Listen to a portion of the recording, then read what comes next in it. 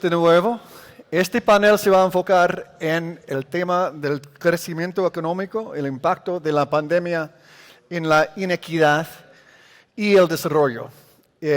Va a ser moderado por Michael Reed, pero Michael Reed al último momento no pudo asistir en persona. Él está aquí con nosotros virtual. Yo le voy a pasar la palabra, pero primero le voy a presentar. Michael Reed es el columnista de Bello en The Economist.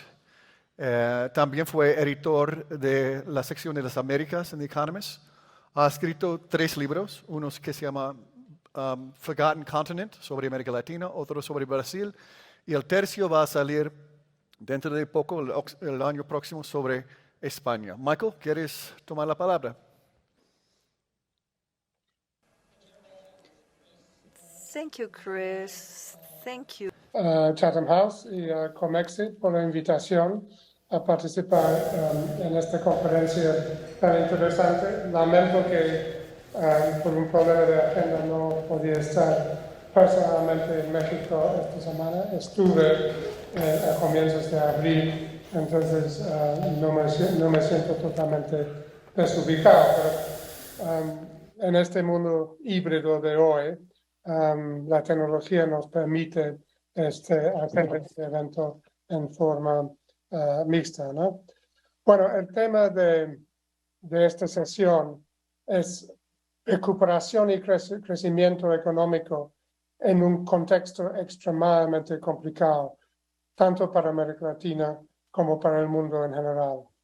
La guerra en Ucrania no es solo una agresión inaceptable y una tragedia humanitaria, sino también un factor de desequilibrio económico que ha intensificado desequilibrios que venían de la pandemia. A raíz de la guerra, la economía mundial crecerá solo 3.6% este año en vez de 4.4%, según los pronósticos del Fondo Monetario Internacional. Y la inflación, ya sabemos, será más alta y más duradera. En cuanto a América Latina, macroeconómicamente se está recuperando de la pandemia más rápidamente que muchos pensaron y más rápidamente que Europa, por ejemplo. Varios países recuperaron su nivel económico prepandémico y más al final del año pasado. Eso es el caso de las principales economías sudamericanas, pero no la de México, como acaba de decir el secretario de Hacienda. En América Latina, la guerra parece distante, pero ya está teniendo efectos en la subida en los precios de los alimentos, los fertilizantes y la energía. Y eso afecta más a los que menos tienen. En varios países la inflación anual ya está en 2 dígitos.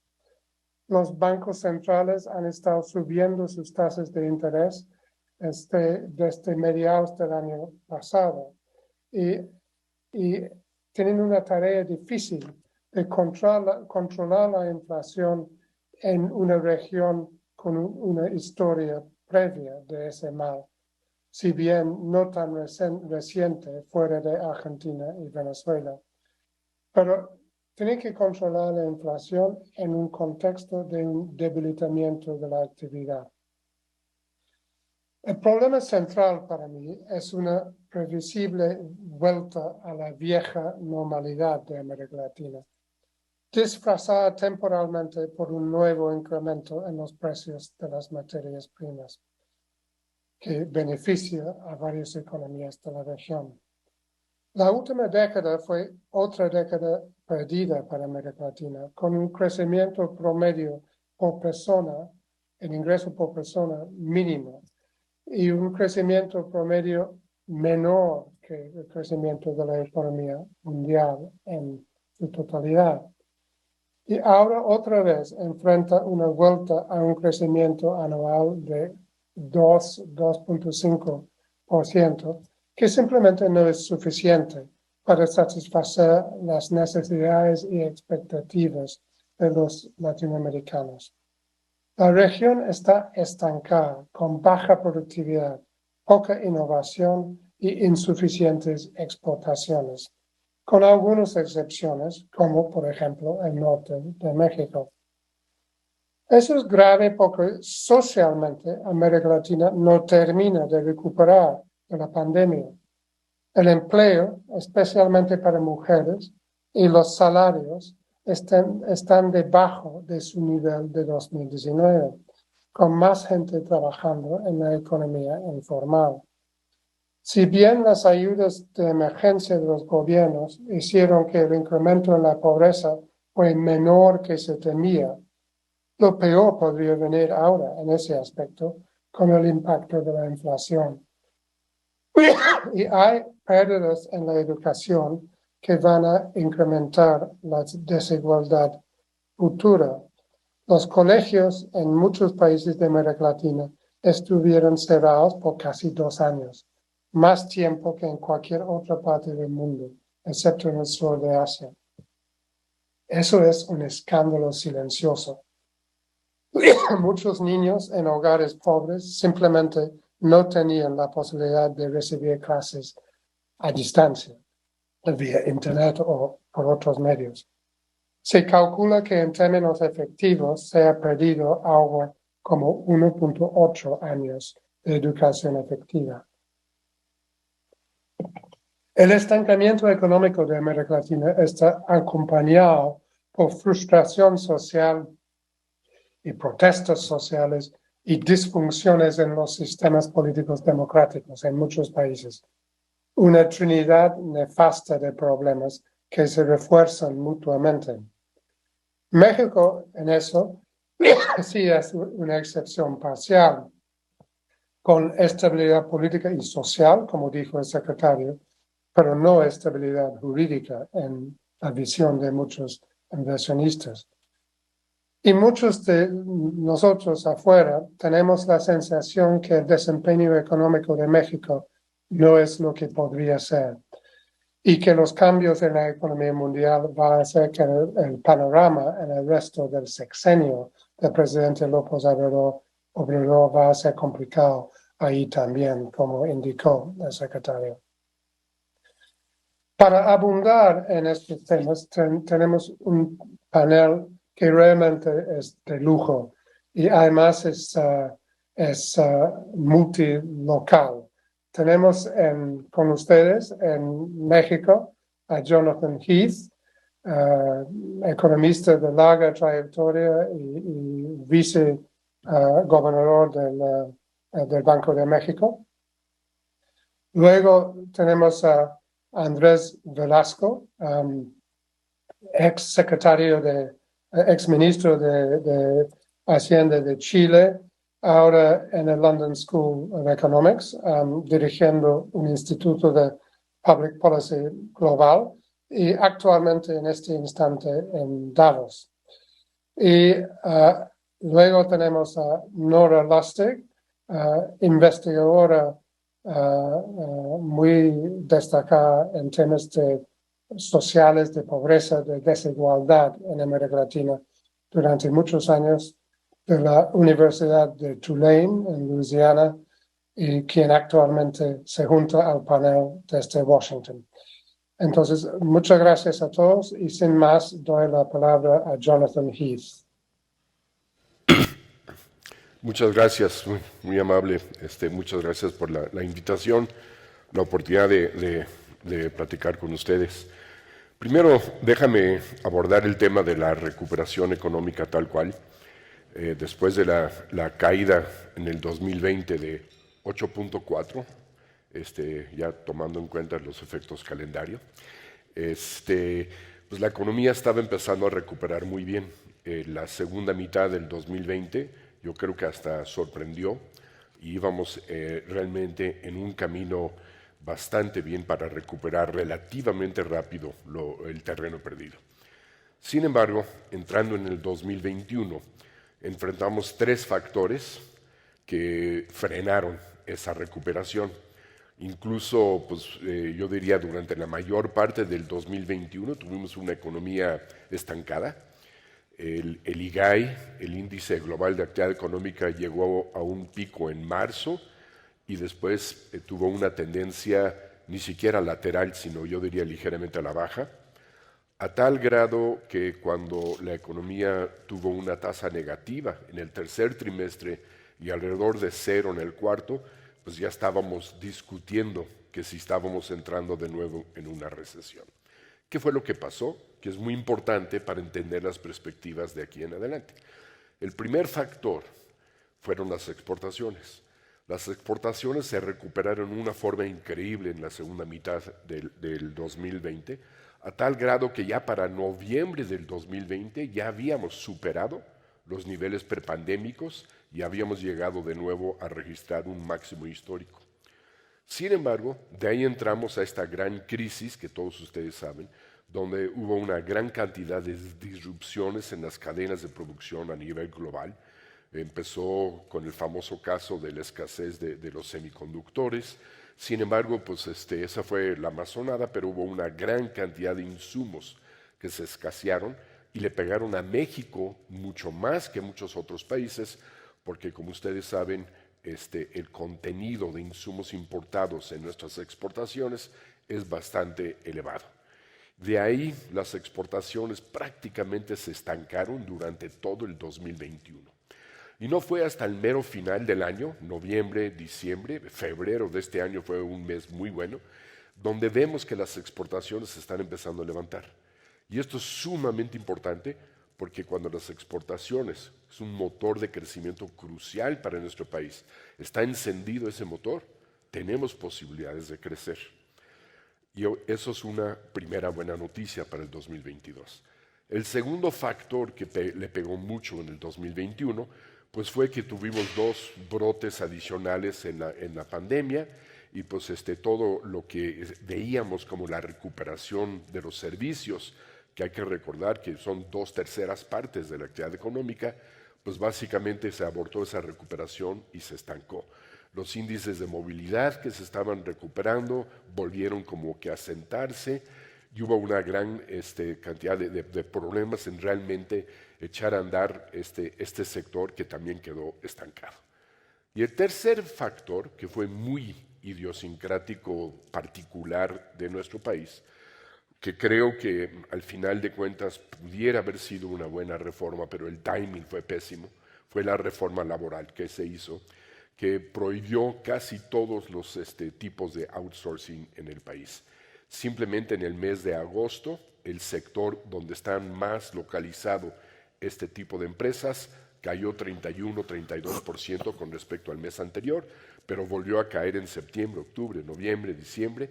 La caída acumulada, creo que no tengo el número exacto, pero sé que supera más del 70-75%. Este factor por sí solo le restó más de un punto porcentual completito al PIB en el 2021. Ustedes recordarán que más o menos como hay el primer trimestre, pero todavía el segundo trimestre del año pasado, las perspectivas de crecimiento era crecer más del 6 y posiblemente cercano al 7. Terminamos creciendo al 5. Y fue precisamente estos factores que le restaron y que estancaron la economía y que no nos ayudaron a crecer. Y ahí tenemos la segunda buena noticia, y aquí, ojalá, vamos a cruzar los deditos, de que la pandemia parece ser que lo estamos dejando atrás. Los índices de movilidad ya están empezando a subir de nuevo, ya tenemos semáforo verde en todos los estados desde hace un rato, ya estamos viendo una recuperación en la parte de servicios que es verdaderamente crucial. Si es que podemos ver luz verde adelante y seguir en este camino, pues es la segunda buena noticia para el 2022. Y la tercera buena noticia es que los efectos negativos de la reforma laboral fue una corrección de una vez por todas, pero con el tiempo se va a ir disipando y ya no debe de tener ese efecto que tuvo en el 2021. Los tres factores que explican el estancamiento del 2021 aparentemente los vamos a superar. Entonces, ¿por qué todo el mundo está diciendo que no vamos a crecer ni siquiera el 2%?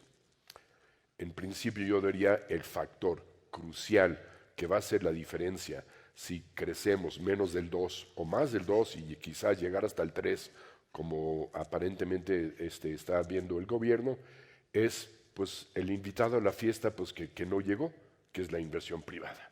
La inversión privada llegó a su pico en el 2015, se estancó por 3 años, empezó a caer en el 2019, se desploma en el 2020 y la recuperación que hemos visto desde entonces, pues yo diría en el mejor de los casos es una recuperación mediocre. Pues esto ha sido en muy buena parte producto de un cúmulo de choques, la mayoría por el lado de la oferta, que es lo que ha provocado una gran cantidad de distorsiones en la economía y que en muy buena medida pues es lo que ha explicado este brote de inflación mundial, pero que obviamente también ha pegado en una forma muy importante en México. Es muy cierto, la inflación en México sería 2 o 3 puntos más altos si no hubiéramos tenido la política de ponerle un tope al precio de la gasolina. Sin embargo, eso no significa que no tenemos una inflación muy elevada, casi fuera de control.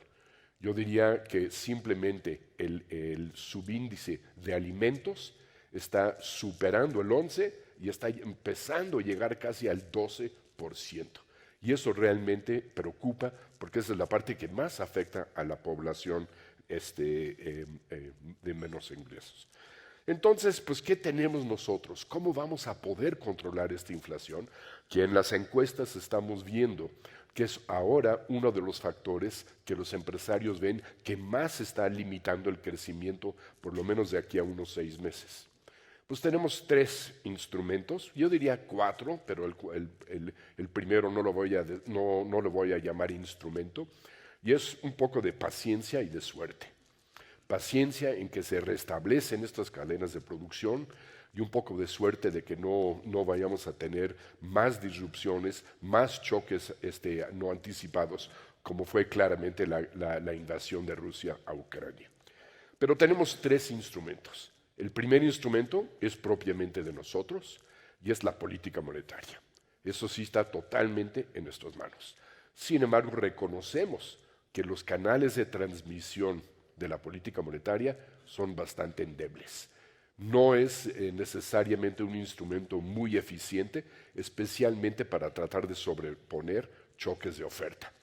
Y en el caso de México específicamente no tenemos un problema de un exceso de demanda, como sí, por ejemplo, dijo Rogelio hace ratito, sí lo tienen claramente en Estados Unidos. Sin embargo, aunque no es necesariamente lo más efectivo que hay, como es lo único que tenemos que está bajo nuestro control, lo vamos a utilizar y lo vamos a utilizar lo más que podamos.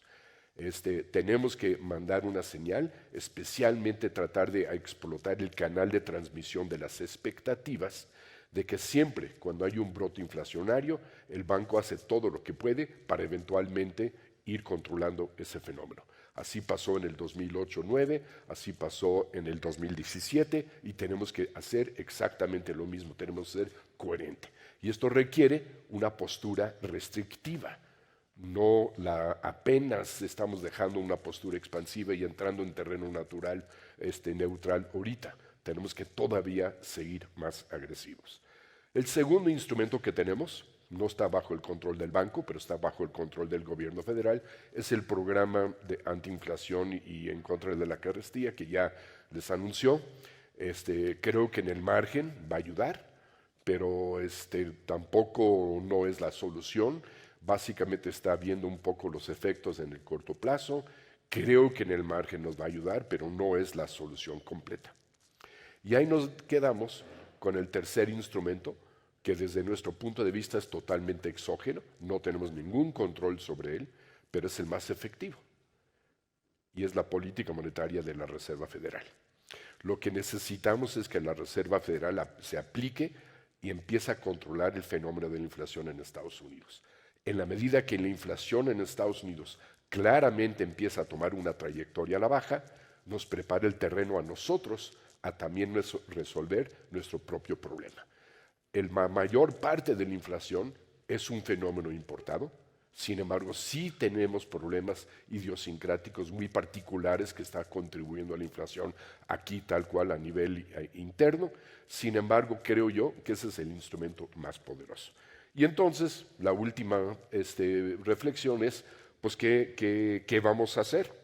Yo diría, en primer lugar, pues vamos a ir con la Reserva Federal y si vemos que no responde la inflación aquí en el país, quizás hasta ser un poco más agresivos todavía que la Reserva Federal, pero yo diría que claramente, para mí, mi opinión personal, es de que la Reserva Federal nos va a marcar un piso para la trayectoria de la tasa de política monetaria de aquí por un buen rato.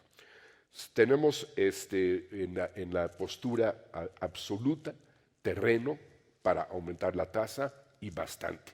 Apenas estamos entrando en la parte baja de la zona neutral.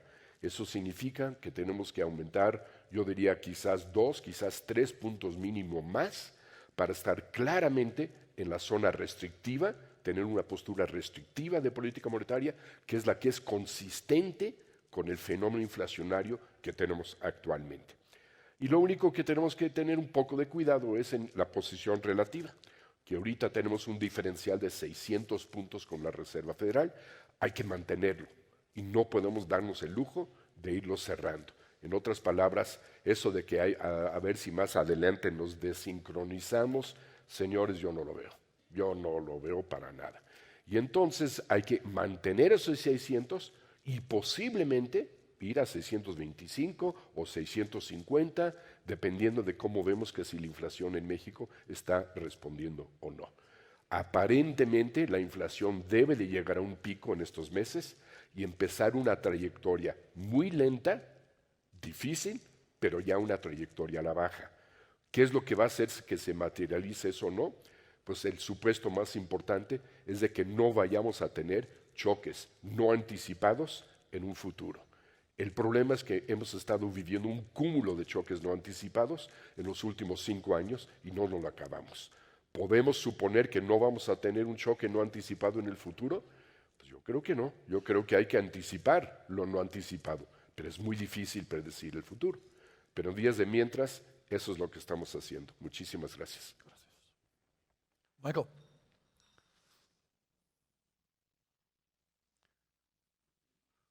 Michael?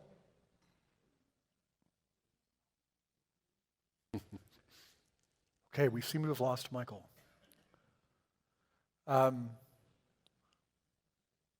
Robin, anyone else? Not you, Robin. Había una interrupción en el sonido. Déjame recordarles a todos los que están asistiendo al evento en forma virtual que pueden hacer preguntas usando la función de pregunta y respuesta Q&A en sus pantallas. Y ahora paso la palabra a Andrés Velasco. Muchas gracias. Gracias a Chatham House por la invitación. Tremendo placer estar compartiendo este escenario virtual con queridos amigos, con Jonathan y con Nora. Este es un panel acerca de economía, pero yo quiero partir con una reflexión algo política, si me lo perdonan. Creo que si uno reflexiona acerca de la pandemia y América Latina, es muy difícil no reparar en un hecho, que nuestra respuesta gubernamental a la pandemia fue mediocre, por usar alguna palabra educada. De los 20 países del mundo con mayor muerte per cápita, 8 de ellos están en América Latina. Y nosotros, por supuesto, no somos 8 de 20, más de un tercio de los países del mundo. Es decir, estamos proporcionalmente muy sobre representados respecto de los países a los que les fue mal en la pandemia. Esto tiene consecuencias para la economía, que ya vamos a discutir, tiene consecuencias para la educación, el capital humano, los salarios, la igualdad. Michael los mencionaba, no me cabe ninguna duda que Nora va a volver sobre ese tema, pero a mi juicio nos deja sobre la mesa quizá una pregunta más de fondo. ¿Por qué tenemos tantos problemas los latinoamericanos para gobernarnos bien? Y este es un caso en el cual mal de muchos, consuelo de tontos. en el sentido de que hay muchos países del mundo más pobres, menos desarrollados, con infraestructura más precaria que nosotros, que tuvieron una respuesta más acertada a la pandemia con menos muertes y menos sufrimiento. Es decir, tenemos un problema político subyacente de mucha importancia. Ese problema político subyacente, creo yo, nos recuerda que hay al menos dos limitantes de mediano plazo al crecimiento, respecto de las cuales no podemos dejar de prestar atención. Una de ellas es la difícil diversificación de nuestras economías y la otra es la falta de inversión privada. Ya lo decía Jonathan, una de las razones por las cuales a México le está costando crecer post pandemia es la falta de inversión privada. Lo mismo podríamos decir respecto de Argentina, de Colombia, de Brasil, de mi país, Chile, y de tantos otros países de la región. Y eso no es separable, de nuevo, del clima político, del clima de incertidumbre, del clima de ruido, del clima respecto a la calidad y a la estabilidad de las políticas públicas. Todos hemos escuchado, se ha vuelto un cliché ese comentario del jefe de campaña de Clinton que decía: es la economía, estúpido. Yo la verdad que creo que en América Latina mi tentación al menos es decir lo contrario, es la política, estúpido. Es muy difícil entender las tendencias regionales si no entendemos los limitantes políticos. Dicho lo anterior, a modo de introducción, permítanme hacer algunas reflexiones sobre el corto plazo, algunas reflexiones sobre el crecimiento de largo plazo y finalmente, si me alcanza el tiempo, decir algo sobre cómo podría evolucionar la política de la región y las políticas públicas de la región en el futuro.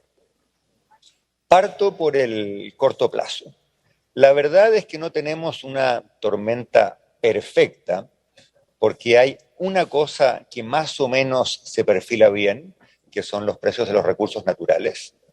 Pero aparte de los commodities, cada uno de los aspectos de la economía mundial hoy día trae malas noticias para América Latina. Primero, la crisis bastante más duradera de lo que nadie pensó en las cadenas de suministro. Segundo, el crecimiento del mundo, que fue muy rápido en el año inmediatamente posterior a la pandemia, pero que después se ha aplanado, se ha achatado y que probablemente no va a retomar los plazos o las tasas o la velocidad que traía de antes. De hecho, yo estuve esta mañana en un panel aquí en Davos escuchando autoridades chinas, por ejemplo. El mundo en que China crecía al 7%, incluso al 6 o al 5%, se acabó. Ese crecimiento en que había otras locomotoras que tiraban el tren de nuestro crecimiento, se acabó. Y finalmente, lo que no podemos olvidar nunca, estamos ante un alza abrupta en las tasas de interés en Estados Unidos.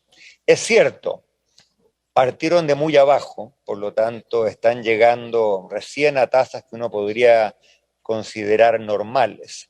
Sin embargo, si ustedes recuerdan o revisan la historia de los mercados emergentes en los últimos 50 años, cada vez, y lo repito, cada vez que hubo un salto en las tasas de interés en el mundo, hubo una crisis financiera o una crisis de la deuda en alguna región emergente, ya fuese América Latina o Asia o Rusia o partes de África, partes de Europa Oriental, etcétera, etcétera.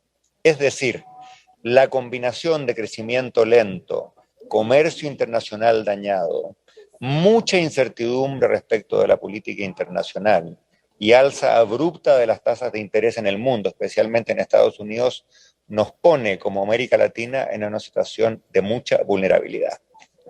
Hay países claramente que tienen fundamentos más fuertes, que tienen menos deuda pública, que tienen bancos más regulados. Hay otros que vienen creciendo más desde antes y por lo tanto vienen con algún impulso inicial, pero el panorama global, me temo, es un panorama de fragilidad. A eso, evidentemente, y no quiero referirme a ello porque ya Jonathan lo hizo en detalle, hay que sumarle la inflación.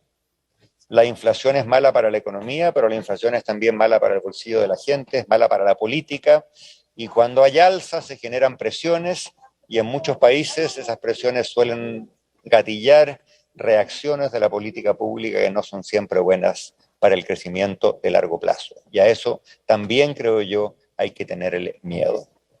Me temo, y esta es mi conclusión respecto a las perspectivas de corto plazo, que tras un año de rápida recuperación, subrayo, de rápida recuperación, porque cuando la economía cae 10 y se recupera 8, no está creciendo. Está recién, Michael lo decía al inicio, estamos recién retomando los niveles de actividad que teníamos antes de la crisis. Pero terminada esa recuperación, lo que uno mira hacia adelante, lo que uno percibe hacia adelante es un crecimiento lento.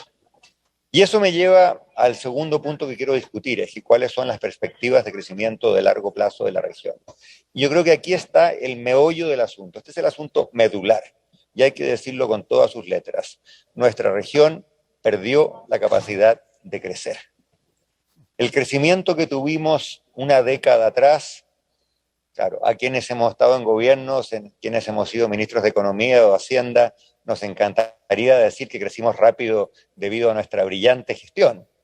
Pero la verdad es que más allá de las gestiones individuales, mejores o peores, América Latina creció durante un periodo de tiempo porque tuvimos extraordinarios precios de las materias primas. Se acabó el superciclo de los commodities y se acabó la capacidad de crecer de América Latina. Y si ustedes van y revisan las estimaciones de crecimiento sustentable, de crecimiento posible a mediano plazo, el BID las ha hecho, el FMI las hace, muchos de los gobiernos individuales también las llevan a cabo. En toda la región, la capacidad de crecimiento de mediano plazo hoy es mucho menor que la que teníamos hace una década atrás.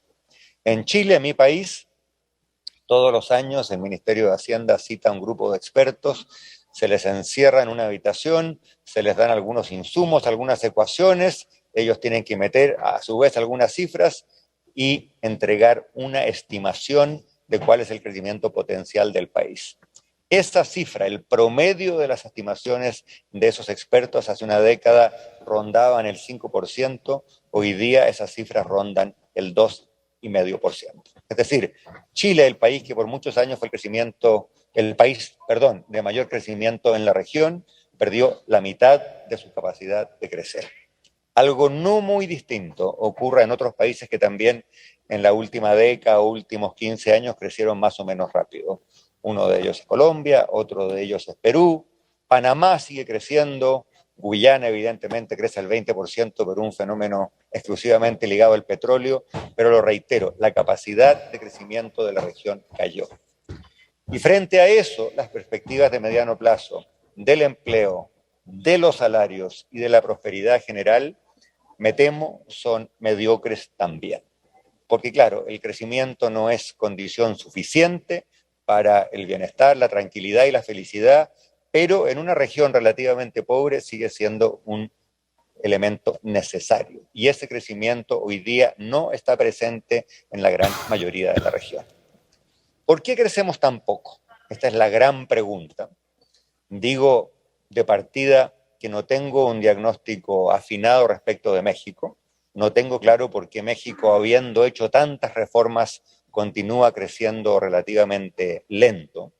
Pero sí tengo mayor claridad respecto a América del Sur. América del Sur es una región que se quedó fuera de las cadenas de valor.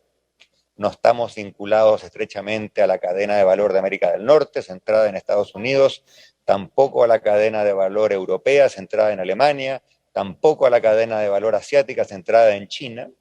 Nos cuesta mucho producir o inventar nuevos productos de exportación. Y por lo tanto, la canasta exportadora de Argentina o de Brasil o de Colombia o de Perú o de Chile es más o menos la misma hoy que hace 10, 20, 30, 40 o 50 años atrás. Y claro, aquellos productos que uno hace mucho tiempo que produce, los puede producir algo mejor, algo puede incrementar la productividad.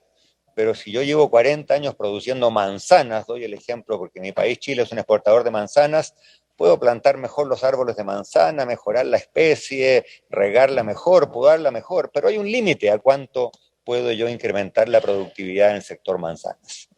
La manera de escapar esa trampa, y así lo han hecho los países asiáticos, es diversificarse hacia otros productos y otros sectores. A nuestra región le ha costado muchísimo hacer eso.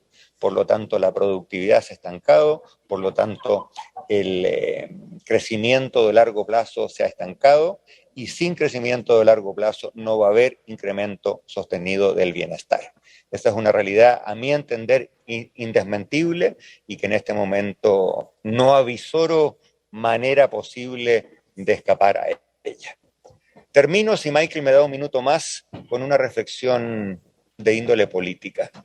Y de nuevo, esto es más aplicable, creo yo, a América del Sur que a América Central o México. En América del Sur, evidentemente, el apetito por hacer cambios o reformas económicas de cualquier tipo, ya sean más tradicionales, ortodoxas o menos tradicionales, más heterodoxas, elijan ustedes la reforma pro crecimiento que prefieran. El apetito político para llevarlas a cabo es muy bajo. La capacidad política de los gobiernos de ponerlas en marcha es muy, muy baja. ¿Por qué? Yo cada día me convenzo más que tenemos un problema estructural en el sistema político. América del Sur tiene la particularidad bastante única en el mundo de tener regímenes presidenciales al estilo de Estados Unidos, que elegimos a un presidente o una presidenta por 4 años, 5 años, 6 años, y sistemas electorales proporcionales, en que están todos los incentivos para que el Parlamento se atomice, para que los partidos, cada uno de ellos, tenga pocos escaños y por lo tanto para que sea prácticamente imposible construir mayorías. Esa es la realidad hoy día en Brasil, en Colombia, en Perú, en Chile, en tantos países. El presidente o presidenta gana una elección, como suele haber segunda vuelta, gana con 50+1, siente que tiene un gran mandato presidencial, tiene un proyecto, tiene un programa, la va a poner en curso, ¿y qué ocurre? Al lunes siguiente de haber asumido va al Congreso y se entera que tiene, como en Perú, 10% de los votos, o en Ecuador, 12% de los votos, o en Chile, el gobierno recién elegido, el presidente Boric, está en minoría, en su coalición, en minoría en ambas cámaras, e incluso con otros grupos no le da para una mayoría en ambas cámaras y por lo tanto no tiene espacio para legislar. Este problema de imposibilidad de generar mayorías por un mal diseño político lleva a 2 conclusiones. Primero, que los gobiernos, sea cual sea su propuesta o su proyecto, no lo pueden llevar a la práctica. Y como no lo pueden llevar a la práctica, la gente dice, este gobierno me defraudó, me prometieron una cosa, no me la entregaron, y eso nos lleva a la situación actual, en que las encuestas revelan creciente desencanto con la democracia, creciente desafección con los partidos y por lo tanto creciente fermento social. Ese problema, que evidentemente tiene aristas socioeconómicas, parte con la política y termina con la política, y a mí lo que más me gustaría ver en la región son reformas políticas que le den la gobernabilidad que nuestros países requieren, que a su vez nos permitiría hacer los cambios que hacen que la economía marche mejor. Hasta ahí lo dejo. Muchas gracias, Michael. Muchas gracias, Andrés, por ese diagnóstico tan contundente sobre el problema de economía política en la región, con lo cual concuerdo. Y el problema es que las soluciones son extraordinariamente difíciles, pero de acuerdo que empiecen con la política. Y ahora, Nora, voy a hablar del problema educativo y otros aspectos sociales, por favor. Sí, muchas gracias. Buenos días, buenas tardes. Comienzo por agradecer a Chatham House y a Comexi por la invitación a participar en este panel. Y así como dijo Andrés, un placer compartirlo con Michael, Jonathan y Andrés, con quienes a lo largo de los años he tenido oportunidad de colaborar en diferentes ámbitos.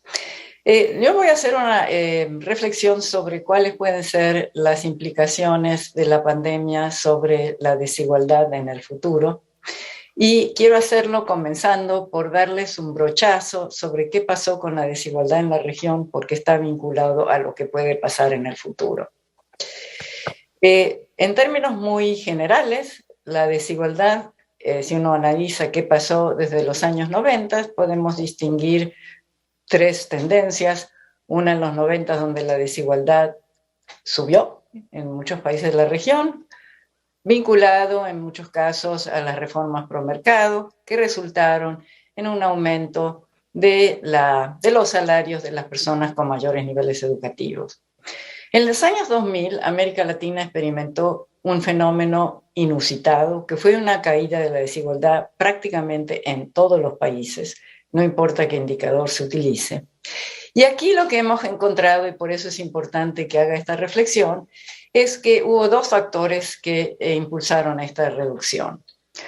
Uno fue, y ahí me permito respetuosamente discrepar con la opinión que dio el secretario Rogelio Ramírez de la O hace un rato, un elemento que explicó la caída en la desigualdad fue la introducción de las transferencias focalizadas en la población pobre. Esto explica cerca de 20% de la caída en la desigualdad en promedio en la región. Y la otra, muy importante, fue la caída en la desigualdad de los ingresos laborales. 2/3 de la caída de los 2000 se explica por eso. Detrás de esta caída en la desigualdad de los ingresos laborales, de manera importante, estuvo la caída en los salarios, la caída relativa, en los salarios de las personas con mayores niveles de educación frente a aquellos que tenían bajos niveles de educación. Y detrás de esto estuvo la expansión fuerte que hubo del acceso a la educación, sobre todo en los años 90. Después, en los 2000, en la segunda década de este milenio, hemos encontrado una situación mezclada. En algunos países la desigualdad continúa cayendo. Por cierto, en Centroamérica, que para mí siempre resulta un fenómeno peculiar, sigue cayendo, peculiar por todo lo que sabemos que está pasando. Y en otros empezó a subir o ya la caída no continuaba. Todavía no está claro cuáles son, si hay, digamos, pautas generalizadas que expliquen estos fenómenos, probablemente no, probablemente sean historias sui generis de los diferentes países y de las regiones dependiendo de su inserción en la economía internacional. Llega la pandemia y, como sabemos, en la mayor parte de los países esto resultó en un aumento de la desigualdad y la pobreza, con la excepción de Brasil, que implementó políticas anticíclicas a nivel también de lo que llegaba a la población, que más que compensaron el efecto de la pandemia. Curiosamente, México también, perdona, discrepo con la reflexión que hizo el ministro hace un rato, es de los países que no introdujo medidas de compensación para la población pobre. Y aun cuando los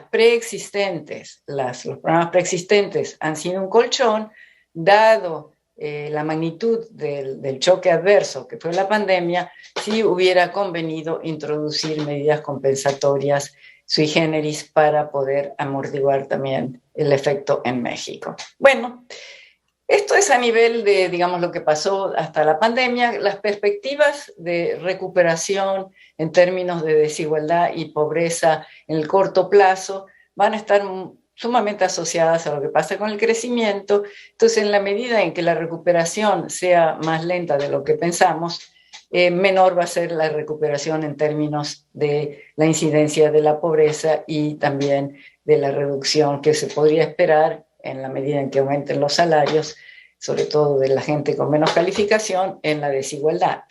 Pero, digamos, lo que más a mí me preocupa es lo que en inglés hemos llamado the lasting scar, la cicatriz de largo plazo de la pandemia, que es el impacto sobre el acceso a la educación y la capacidad de la población, sobre todo la población de nivel socioeconómico bajo, los niños de familias de socioeconómico bajo, para completar la escuela secundaria o preparatoria, como se conoce en México, cómo se ha visto afectada por la pandemia.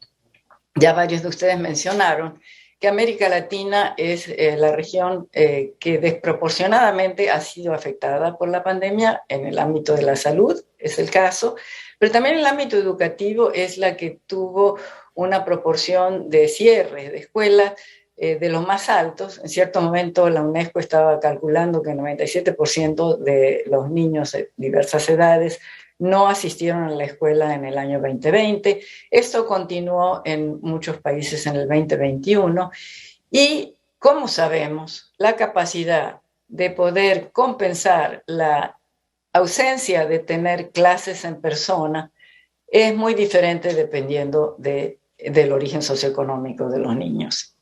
no solamente por el acceso a Internet, que eso fue clave para poder tener acceso a una escolaridad remota, sino también porque la capacidad de los padres de poder ayudar a los niños que quedaron fuera del circuito escolar en persona es muy, muy diferente si tienen padres con niveles altos de educación que si son padres con nivel bajo de educación. Entonces se sembró una desigualdad en el corto plazo que puede reflejarse en desigualdades en el largo plazo. Y ahora nada más yo les quería compartir una gráfica, un par de gráficas, de hecho, si me permites, Michael, porque creo que, como dicen, las gráficas a veces tienen mucho poder para compartir un mensaje mejor que las palabras. Nada más quiero poner el...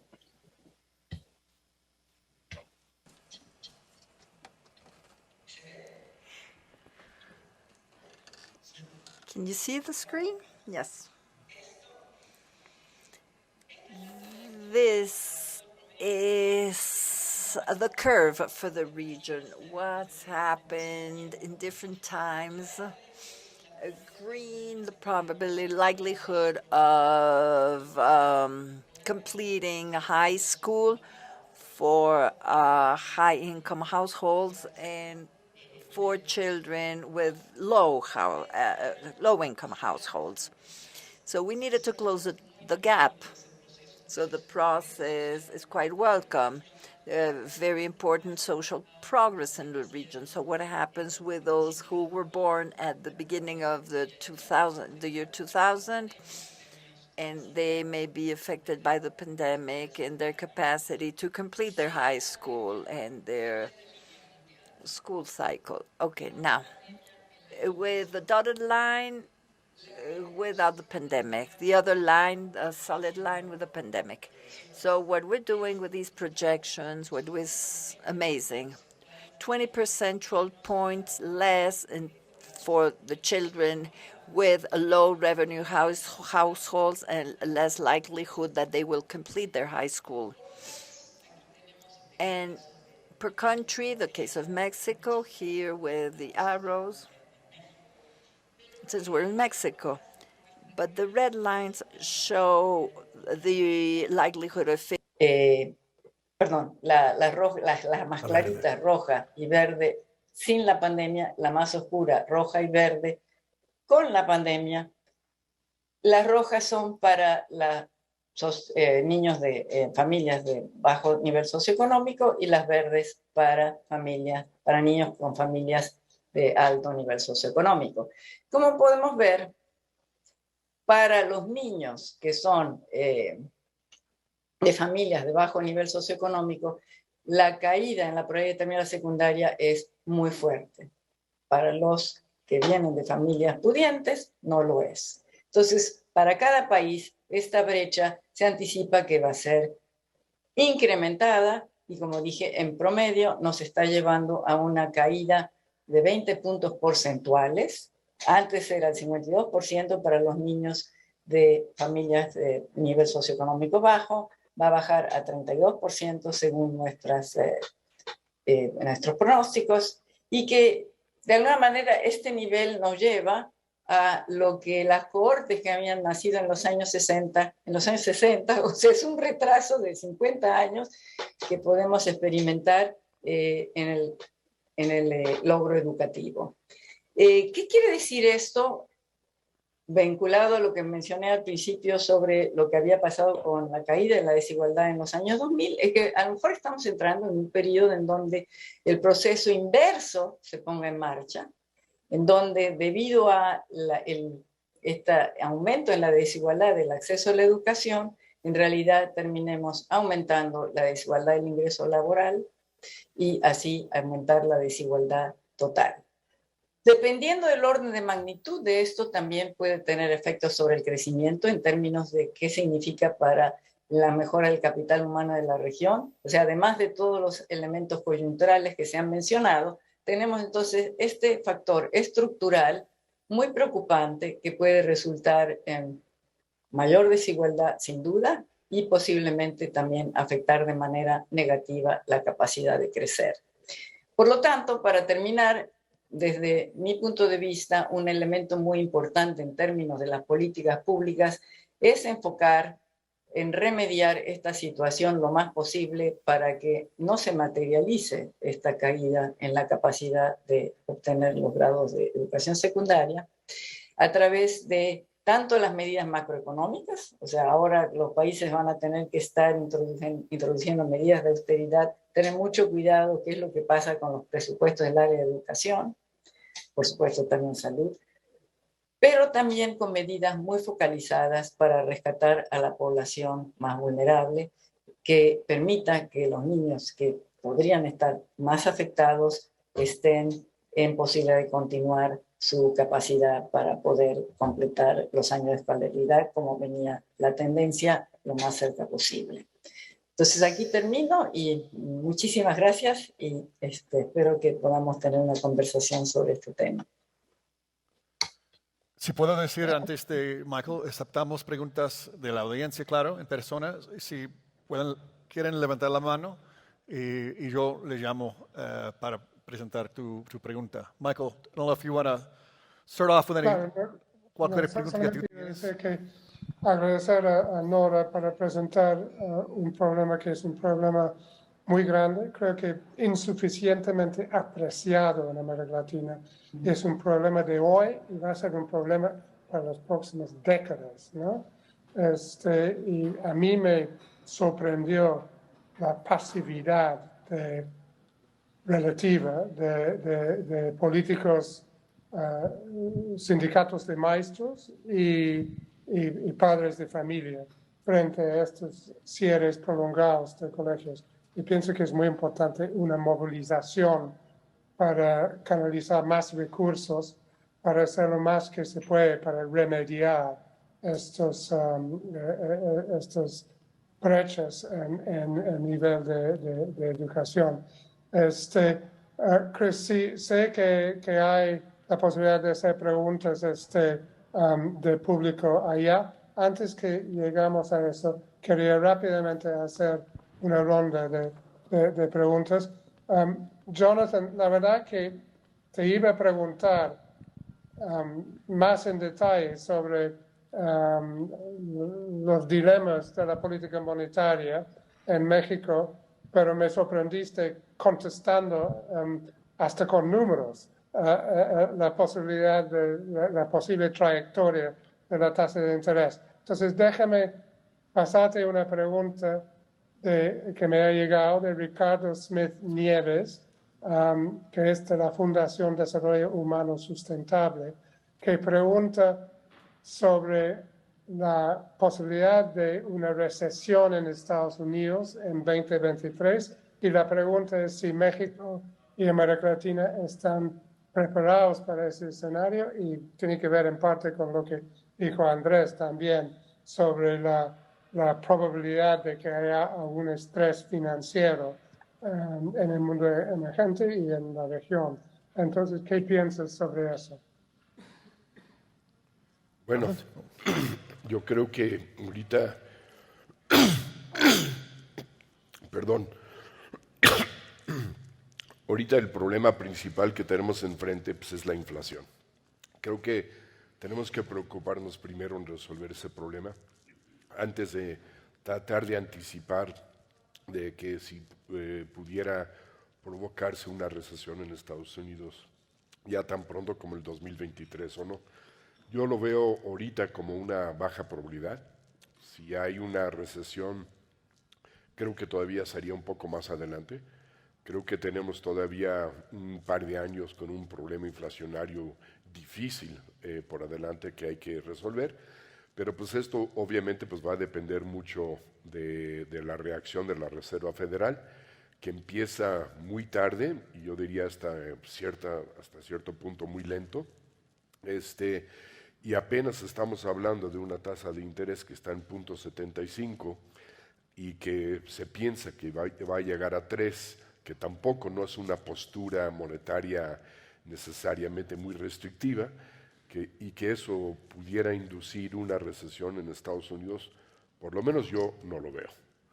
Yo creo que tendría que persistir mucho el problema de la inflación por más tiempo, tendríamos que ver una reacción mucho más agresiva de la Reserva Federal, viendo una tasa que ya estuviera más en niveles de 5 o no sé, o posiblemente hasta más, la verdad no sé, para realmente empezar a provocar o empezar a tener altas probabilidades de una recesión, ¿no?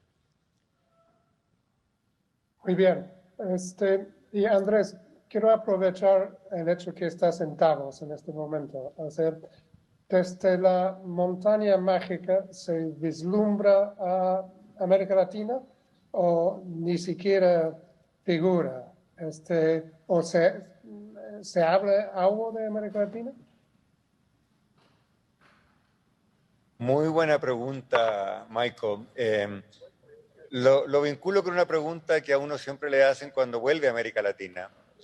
Amigos de Chile o en México o en Brasil, donde sea, le dicen, ¿y qué se dice de nuestro país en Europa? Y la respuesta honesta es, no se dice mucho, no se dice casi nada. Claro, aquí en Davos, América Latina está representado, hay 3 jefes de Estado, está el presidente de Colombia, pero seamos francos, América Latina no es de interés principal. América Latina es una región, digámoslo así, donde nuestra participación en el comercio internacional era mayor en 1914 que lo que es hoy, y donde a los eventos sobre América Latina en Davos asisten fundamentalmente otros latinoamericanos, lo que es muy agradable porque uno se encuentra con muchos amigos y el ambiente es de conocidos, pero mentiría, Michael, si te dijera que en cada una de las regiones, en una de las sesiones sobre América Latina llegan inversionistas de todo el mundo diciendo, bueno, ¿dónde invierto? ¿Qué hago? ¿Dónde pongo mi dinero? ¿Dónde está el próximo sector o la próxima economía que vaya a surgir? Nada de eso se ve. Y yo creo que no se ve, bueno, por un tema en el cual no quiero volver a caer, que es el asunto de la gobernabilidad y la calidad de la política, pero también por otra razón. Y aquí voy a disentir levemente de lo que acaba de decir Jonathan. Es cierto que en Estados Unidos la economía sigue muy boyante y por lo tanto falta bastante trecho para que en Estados Unidos haya una recesión. Pero, déjenme agregar 3 peros. Primero, en el mismo Estados Unidos la inflación no va a caer hasta que la economía se desacelere. Y si miramos el récord histórico, es muy raro, muy poco usual, casi no ocurre nunca que el Banco Central de Estados Unidos, la Reserva Federal, tenga tanta habilidad como para lograr que la inflación baje y llegue prácticamente a 0 sin que la economía entre en el terreno recesivo. Entonces, lo primero, ¿puede haber una recesión en Estados Unidos? Sí, quizás no todavía, pero es bastante probable que lo haya. Y si me preguntas, Michael, ¿qué se está diciendo aquí en Davos? Añadiría que el consenso, me atrevería a decir casi unánime, es que eventualmente, subrayo, eventualmente habrá una recesión en Estados Unidos. Segundo, Estados Unidos no es el mundo. La recesión va a ocurrir en Europa con altísima probabilidad, entre otras cosas porque Europa venía creciendo mucho antes y por lo tanto parte de un piso más bajo tiene menos que caer y es más fácil que entre en territorio negativo.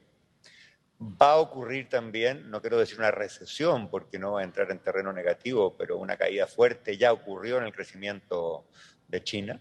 De hecho, la otra cosa que se comenta en Davos es la paradoja que los bancos centrales de Europa, de Gran Bretaña, de Estados Unidos, estén todos apretando y el Banco Central de China está soltando. Está soltando precisamente porque la consecuencia del lockdown es un parón brusco en la economía china. Y esto me lleva de vuelta a tu pregunta, Michael, sobre América Latina. En ese escenario es bastante probable que muchas de las economías de nuestra región, tras haber crecido mucho, al menos en el headline, aunque no era crecimiento real el año pasado, y tras estar creciendo un poco este año, es muy probable que muchas economías de la región anden en torno a 0 el año que viene. No quiero referirme a México porque hay 2 mexicanos, un mexicano y una mexicana muy distinguidos y muy conocedores en el panel. Ellos tienen mejor mejor información que yo, pero si yo miro a Brasil, o miro a Colombia, o miro a Perú, o miro a Chile, o miro a Argentina, las perspectivas económicas son malas. Y por lo tanto, y aquí termino, si América Latina hace mucho tiempo que no crece y nuestra presencia en el comercio mundial es baja. Segundo, si nuestros tradicionales problemas de gobernabilidad solo se han visto acrecentados en años recientes. Y tercero, si estamos a puertas de una recesión, bueno, no hay que sorprenderse si en la montaña mágica la gente habla de China, la gente habla de África, la gente habla de la transformación verde, pero hablan muy poco de nuestra región. Michael, tenemos una pregunta aquí. Ana, si puedes presentarte también. Sí, claro. Ana Paula Ordorica, de Televisa. Esta pregunta la quiero hacer para Jonathan Heath. Decía Andrés Velasco que no sabe por qué México no crece, a pesar de todas las reformas que se han aprobado en el país. Entonces, quería tu punto de vista sobre esto. Y lo otro es también para ti, el Eurasia Group publicó hace unos días una tabla sobre la inflación alimentaria en varios países. Incluye Rusia, Vietnam, Corea del Sur, Brasil, México, y México es el segundo país con mayor inflación hasta marzo del 2022, 12.8 pone, y tiene a Rusia con 17.9, que es el primer país. Me sorprende mucho que Rusia, que está en esta invasión especial, no guerra, sea el que tenga el primer lugar y le siga México, y Brasil queda después en 11.6. ¿Por qué México tiene esta inflación tan elevada, a pesar de que pues, no estamos en esa guerra como si lo está Rusia? Bueno, primero, ¿por qué México no ha crecido?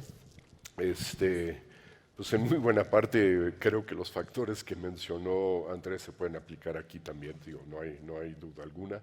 Hemos tenido problemas de gobernanza, problemas de respeto al Estado de Derecho, etcétera, desde hace ya tiempo. Yo diría es un problema crónico, pero yo señalaría dos factores que vienen especialmente por el lado de la inversión. Primeramente, la inversión pública llegó a su pico en el 2009 y de ahí sufrió 11 años consecutivos con tasas negativas. 11 años negativos, cayendo. Y la primera tasa positiva en la inversión pública apenas la vimos el año pasado, pero ya sobre una base tan baja que con que hubieran arreglado una bacha en la calle yo creo que ya hubiera sido positivo. O sea, realmente ha sido una crisis la caída de la inversión pública, donde si me acuerdo bien, hace más de 10 años era como un 35% de la inversión total y ahorita no llega ni a 15%. Si el sector público no está invirtiendo en la infraestructura necesaria que debe de complementar y jalar a la inversión privada, es muy difícil pensar que la inversión privada pueda responder. Segundo, vimos que la inversión privada llegó a un pico en el 2015 y desde entonces no ha crecido. En parte creo que es la falta de complementariedad porque no ha habido la inversión pública que lo jale, que lo acompañe, pero también hemos visto un cúmulo de choques que han metido una gran cantidad de incógnitas en el futuro de este país, partiendo en el 2015 cuando ya era claro que iba a llegar un presidente a Estados Unidos que no quería México, que veía a México como un conjunto de violadores y criminales, que quería meter un muro enorme para que no pudiera, olvídase de pasar, para que no pudieran ni siquiera ver a nuestro país, y realmente eso metió una gran cantidad de dudas, y de ahí empezamos a ver que empezó a parar la inversión. De ahí había dudas porque él quería destruir, quería echar para abajo el peor tratado de libre comercio de la historia. ¿Recuerdan? Todas sus palabras. Y eso pues empezó a poner el sector privado en stand-by. Después vino muchas otras cosas que ya conocemos, una gran cantidad, imagínense, pues meter no sé cuántos billones le metieron al aeropuerto y de repente se cancela, o la planta de cerveza de Constellation ahí en Mexicali, no sé cuánto había, y se cancela, y una y otra señal de que, pues señores, aquí invertir en este país, pues la verdad no es negocio, pues mejor no lo hagan. Y ahorita, con todo el hecho de que ya tenemos un nuevo tratado de libre comercio, ya se fue Trump, bueno, está amenazando regresar, no sabemos, pues todavía hay una gran cantidad de incógnitas. En la última encuesta que levanta el Banco de México entre los especialistas de economía, dicen que nada más 8% de los encuestados dicen que es un tiempo propicio ahorita para invertir. La gran mayoría dice o no sabe o no es ahorita momento para invertir. Y pues sin el motor de inversión, simplemente el país no va a crecer. Yo creo que ahí es donde deberíamos empezar a explorar por qué no crecemos. ¿Por qué México tiene una inflación alimentaria más elevada que los demás países? Pues la verdad es difícil contestar. Lo único que puedo decirles es que desde hace ya tiempo para atrás, 5 o 6 años para acá, el subíndice de precios de alimentos y bebidas dentro del índice de precios es el que más ha estado subiendo, siempre ha estado subiendo por los demás. Parte también del problema dentro de los ponderadores, cuando comparamos a México con otros países, el de alimentos y bebida tiene una mayor ponderación comparado con la mayoría de los demás países. Entonces también cuando sube el precio exactamente el mismo monto aquí que en otro país, aquí le pega más a la inflación por esa ponderación. Hay varias explicaciones así que puedo decir, pero creo que son al final de cuentas más o menos marginales. Quizás también es una falta de competitividad en estos sectores que agrupan los alimentos procesados, etcétera. Hay aparentemente una demanda muy inelástica en muchos de estos sectores, donde, por ejemplo, específicamente el ejemplo que doy, el de restaurantes, suben los precios y los suben, pero verdaderamente, escandalosamente suben los precios, pero siguen estando llenos. Entonces, pues es un mensaje de que pueden subir precios sin ningún problema, ¿por qué no lo van a seguir subiendo? Y eso creo que también contribuye parte del problema, ¿no? Es un problema muy complejo, todos los días estamos tratando de entenderlo, pero pues estas son algunas hipótesis que puedo adelantar. Gracias. Gracias. Tenemos una pregunta aquí, Michael, pero ya sé que tú tienes una pregunta también que quieres plantear. Mute. Unmute. Hay que quitarle el mute. No te escucho, Michael. Perdón, mucha confusión tecnológica aquí. Yo quería preguntar a Nora, en este contexto de crecimiento bajo o tal vez nulo en los próximos años, hay demandas para más gasto público sobre temas muy importantes. La educación, que se necesita gastar más para recuperar la brecha. En un mundo en que las tasas de interés suben, el servicio de la deuda va a costar más. Entonces, pero hay demandas en la región por políticas sociales más universales, una red de apoyo de asistencia social más robusta. Entonces, en ese contexto, ¿qué políticas públicas, y tomando en cuenta tu punto anterior sobre la importancia y el éxito de los programas de transferencias condicionadas de dinero, ¿qué piensa que deben ser las prioridades en las políticas públicas frente a la pobreza y la desigualdad para los años que vienen? Sí, gracias. Muy interesante el otro debate, y yo siempre llegué a la conclusión de que por qué no crece México realmente es un gran misterio, y a lo mejor habla de lo poco que podemos a veces explicar los economistas como fenómeno de crecimiento. Creo que debemos abordar este tema con gran humildad, porque en ciertos sentidos ha sido inexplicable, dado que es un fenómeno que no empezó en esta última década, sino ya lleva más de 30 años. Bueno, volviendo a tu pregunta, Michael, El tema de las prioridades, yo creo, como decía, que por lo menos no se recorte los presupuestos en las áreas típicas de educación y salud. Y en educación a lo mejor no es solamente tener que gastar más, sino introducir formas de intervención, que por cierto, no es nada más del sector público. Por eso lo estoy mencionando aquí de manera enfática. Sector privado, tanto con fines de lucro como las organizaciones no gubernamentales, pueden tener un papel muy importante en esta, que yo te invitaría fuera una cruzada para remediar el impacto que tuvo el cierre de escuelas y evitar el efecto que mencioné en mi intervención.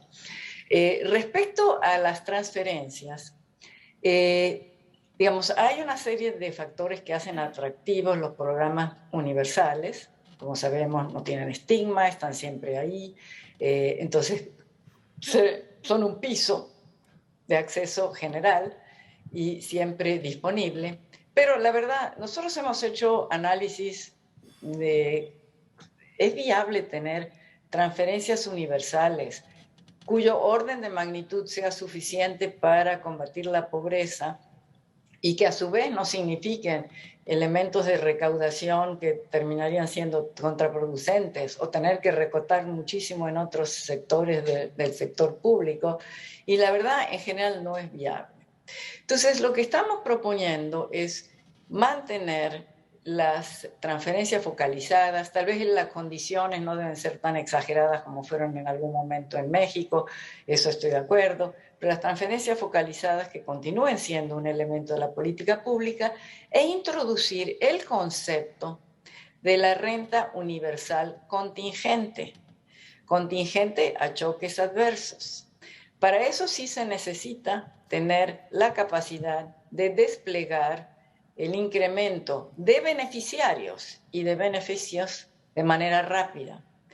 Algunos países durante la pandemia lo lograron. Entonces tenemos que aprender de esos ejemplos y ver qué mecanismos permiten que tengas esta forma de intervenir de manera universal cuando es necesario, que generalmente ocurre cuando tienes un choque sistémico como el que tuviste con la pandemia, y a veces también puede ser mecanismos que queramos mantener de manera más universal ahora para lidiar con el efecto del incremento de precios de los alimentos. Pero que sea contingente, no continua. Si continuamente a todo mundo le vas a dar una cierta cantidad de dinero, eso significa que le vas a dar menos a los pobres. Y todavía hay demasiada pobreza y demasiada desigualdad en América Latina y esta ha venido creciendo. Gracias. Muchas gracias, Chris. Si tenemos una pregunta aquí del embajador Benjamin.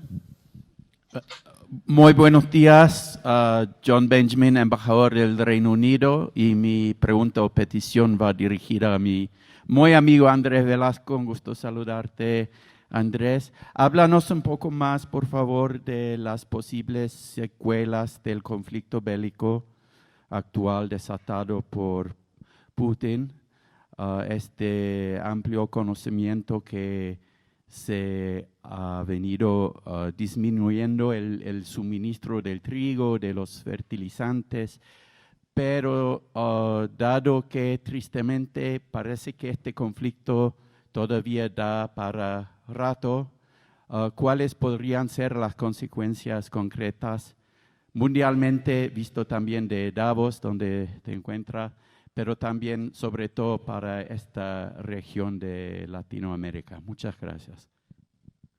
Andrés.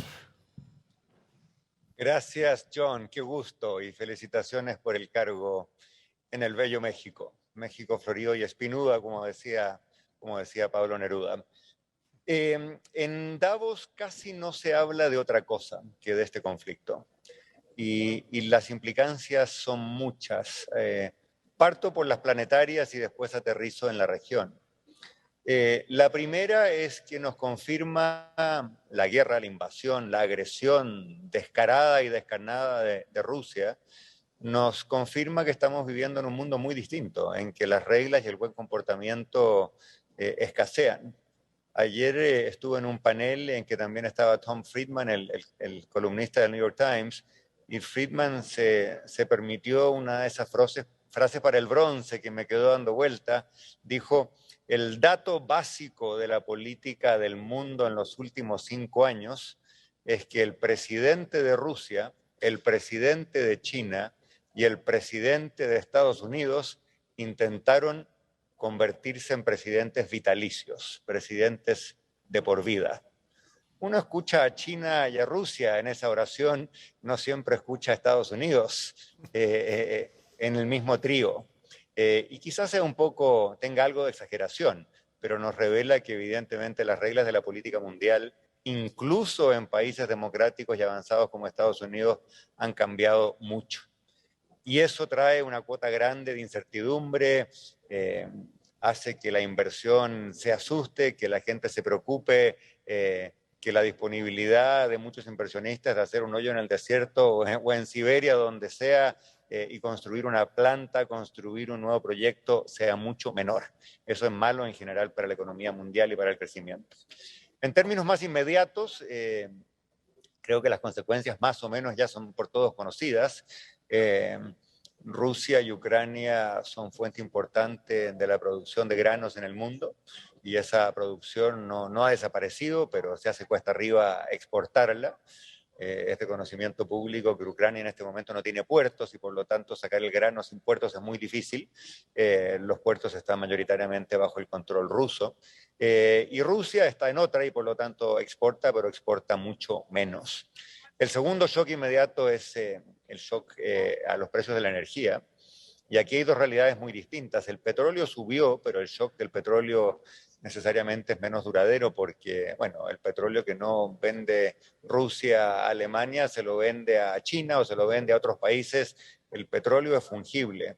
El gas es distinto, ¿no? Porque el gas solamente puede ir ya sea por una tubería o por un terminal de GNL, y hay pocos terminales de GNL en el mundo.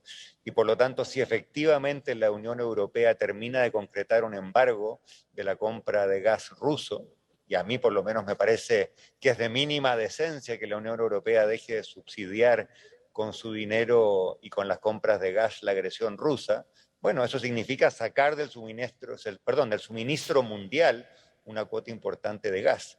Y eso hace que el precio del gas vaya a seguir bastante más alto por un periodo largo de tiempo. La combinación del shock del precio de los alimentos y del shock del precio de la energía tiene evidentemente un efecto contractivo en la economía mundial. Sumémosle a eso la contracción de oferta que ya venía por los lockdowns en China, las dificultades en el suministro, las demoras en el transporte de carga desde China y hacia China, en fin, todo suma, para decirlo en jerga de economista, y el resultado es un shock negativo de oferta a la economía mundial muy, muy grande. Eso alza la inflación, reduce la producción y es malo desde todo punto de vista. La última pregunta, y aquí me tiro a la piscina, como diríamos en Chile, porque yo no soy un experto en geopolítica ni en la política de Europa o de Rusia, pero todo indica y todo lo que se dice aquí en los pasillos de Davos sugiere que este va a ser un conflicto de larga data, porque por un lado Rusia no va a ganar esta guerra, o se le hace muy cuesta arriba ganar esta guerra. Una de las grandes sorpresas ha sido la ineficacia del ejército ruso, la vulnerabilidad de sus líneas de suministro, la bajísima moral de sus soldados y por lo tanto la predicción inicial de que Rusia tomaría la capital ucraniana en poco tiempo y tendríamos un cambio de gobierno, eso no ocurrió. Al revés, Rusia, como ustedes saben, se ha visto obligada a concentrar el esfuerzo bélico en el extremo oriental de Ucrania. Pero al mismo tiempo, el ejército ruso no va a ser desalojado del territorio de ese país tan grande que es Ucrania en el corto plazo. Y por lo tanto vamos a tener un empate, vamos a tener un standstill, diría alguien en inglés, y por lo tanto la incertidumbre vinculada a la guerra va a continuar. Claro, con el tiempo el suministro se acomodará, otras líneas de suministro entrarán a funcionar y por lo tanto los precios de los alimentos, los precios de la energía irán bajando gradualmente. pero la situación de alteración del orden internacional vinculado a la guerra y las dificultades económicas vinculadas a la guerra, eso no va a desaparecer. Por lo tanto, creo que hay que estar preparados para un shock bastante doloroso y bastante duradero. Tenemos que terminar a las 10:30. ¿Hay una pregunta aquí más? O si no, voy a la... Si ¿podemos, Michael? Tenemos una pregunta aquí. Sí, claro. Ok, gracias. Gracias, Jonathan. ¿Podría ser más explícito en por qué no hay que perder la desvinculación con la tasa del FED para la economía mexicana? ¿Lo puedes explicar tú? Porque además eres la autoridad.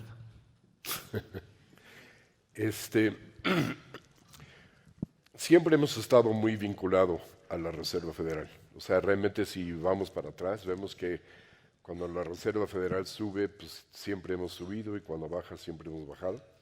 A lo mucho habría que ver a qué velocidad van cada quien. Cuando subimos tasas a partir de diciembre del 2015, la primera vez que subimos fue porque subió la Fed. Y de ahí nos fuimos, con cada aumento que ellos aumentaron, fuimos emparejando, incluso fuimos más agresivos para abrir el diferencial. En aquel momento creo que estaba en 300 puntos, lo abrimos hasta 575 y siempre hemos, no hemos nunca podido realmente desvincularnos así realmente tal cual. El diferencial de tasas entre los dos países tiene que compensar el riesgo inherente de invertir en pesos en vez de dólares, tiene que compensar toda una serie de cosas de tal forma que incentiva el flujo hacia México, o por lo menos que no vaya a ocurrir lo contrario, ¿no? Tratar de limitar las salidas de capital. Si nosotros observamos lo que ha pasado en el último par de años, hemos encontrado que hemos tenido una salida neta de recursos, especialmente del portafolio de inversión, y ha ido bajando incluso, yo diría, significativamente la tenencia de extranjeros en los bonos M, pero sorprendentemente el tipo de cambio se ha mantenido relativamente estable, y eso es lo que tenemos que cuidar, porque en un momento dado, si eso produce un desajuste, la variable de ajuste pues es el tipo de cambio. Y hasta ahorita hemos tenido compensaciones en esas salidas, ha habido un incremento en la tenencia en TI, en otro tipo de instrumentos, ha habido un incremento, ustedes lo saben, asombroso en las remesas, ha habido toda una serie de cosas que de alguna forma u otra ha compensado. Hasta ahorita creo que hemos sido afortunados, porque el bajar la tenencia, específicamente los bonos M, en este momento, sin tener ninguna necesidad de ver un ajuste en el tipo de cambio, hacia adelante nos hace menos vulnerable a cualquier brote de estabilidad en la parte financiera, que muy bien podría venir por todo lo que está pasando a nivel mundial. Podría haber un brote de inestabilidad financiera a la vuelta de la esquina. Y el hecho de haber bajado esa tenencia nos hace menos vulnerable a este tipo de situaciones. Pero obviamente pues necesitamos ese buffer, ese diferencial de tasas, y no podemos darnos el lujo de disminuirlo. Disminuir ese diferencial es como si Estados Unidos no cambiara su tasa y nosotros lo disminuimos. Pues no vamos a disminuir la tasa, no vamos a tener una postura más expansiva ahorita en frente de todo lo que está pasando. Al revés, necesitamos tener una postura ahorita más restrictiva, tanto en términos absolutos como en términos relativos. En términos relativos, más o menos estamos cerca de donde podemos estar. Tenemos, yo creo que todavía cancha un poquito, si es que se amerita, pero en la parte absoluta todavía necesitamos incrementar. Y entonces nos viene en una, yo diría hasta cierto punto con algo de suerte, porque si Estados Unidos va a subir, nos podemos subir a sus decisiones, manteniendo nuestro diferencial intacto. Y eso es lo que creo que tenemos que hacer ahorita por lo pronto, ¿no? Gracias. Michael. Gracias, Chris. Bueno, estamos llegando al final de lo que ha sido una discusión muy interesante. Bueno, yo diría dos discusiones, uno sobre México, o tres, otro sobre América Latina y otro sobre el mundo, ¿no? Que es como debe ser. Yo quería hacer dos comentarios al final. Uno es leer un comentario que llegó de Rebecca Ojeda, una consultora en Brown Investor Network. Es notable que durante las exposiciones de los servidores públicos, tanto ayer como hoy, prácticamente no han hecho referencia a las carencias en México y Latinoamérica en cuanto a temas de educación, salud pública y discriminación de la mujer. 51% de los recursos humanos, supongo que refiere a las mujeres, en el ámbito económico. Mientras no cambia, Latinoamérica no logrará crecer a su potencial. Seguiremos virando de ciclo en ciclo de precios de las materias primas. No hemos aprendido las lecciones de los últimos años. Bueno, creo que en esta discusión hemos abarcado un poquito la importancia de esos temas. Pero déjame hacer dos comentarios breves al final. Uno es que me parece muy importante que el Banco de México está comprometido a hacer su trabajo fundamental, que es controlar la inflación. Porque sabemos en América Latina que la inflación es un fenómeno nefasto, corrosivo, tiene implicaciones sociales y políticos, es muy negativo en cuanto a la desigualdad. Entonces, así debe ser. Pero planteo la pregunta, si más allá de la recuperación de este año, la política restrictiva monetaria es compatible con un crecimiento de 3% en México, y sospecho que probablemente no lo es, pero ojalá que me equivoque. Y en segundo lugar, en cuanto a la otra discusión sobre América Latina más generalmente, hay que reconocer que la década de los 2010, las condiciones mundiales eran bastante favorables a América Latina. No tan favorables tal vez como los 2000 por el fin del boom de las materias primas, pero bastante favorables en los últimos años en términos de dinero barato en el mundo, y un crecimiento después de la recuperación de la gran recesión, un crecimiento razonable en el mundo, ¿no? Y ahora entramos como se acaba de decir, como Andrés acaba de decir, en un periodo en que va a ser mucho más duro. Las condiciones mundiales no van a ayudar tanto. Y las tareas internas son apremiantes, como Nora nos ha recordado. Entonces me parece aún más importante que la política empiece a funcionar. La política empiece a funcionar con un discurso mucho más realista y menos utópico, y un discurso de priorizar, un discurso de buscar acuerdos para poder empezar a constituir las condiciones para volver a un crecimiento económico en la región que hace todo más fácil si hay crecimiento.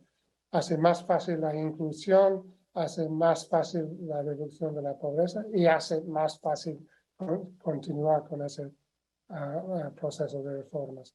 Y con eso, bueno, agradezco muchísimo a los tres panelistas por intervenciones muy enfilados y estimulantes. Y agradezco a Chris para ser mi co-moderador y te devuelvo la palabra. Muchas gracias. Gracias, Michael, y gracias a todos.